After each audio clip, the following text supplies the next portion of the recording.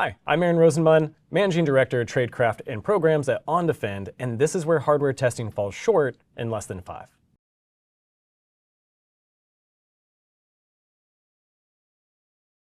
Traditional hardware security testing focuses on the hardware where it lives inside your network,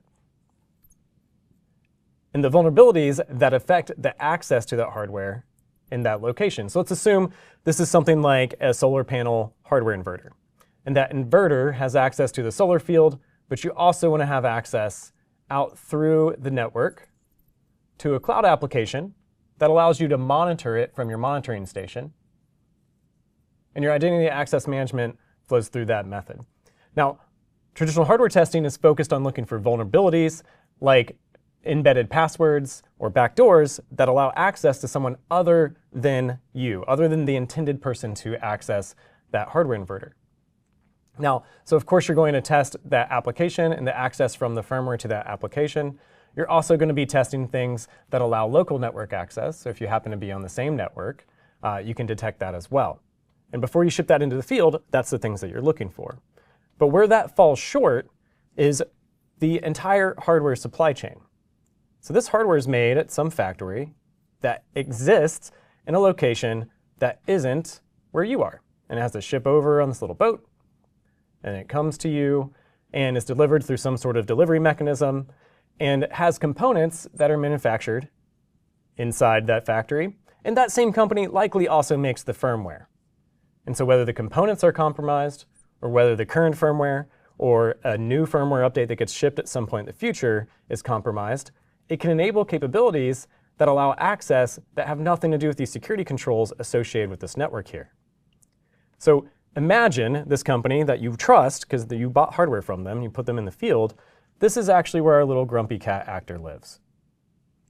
And this little grumpy cat wants to gain access to this environment to either cause harm or gain intelligence or some other nefarious means. And to do that, they can either ensure that a chip on some of these boards is installed, and when it ships its way over, it makes its way into your environment.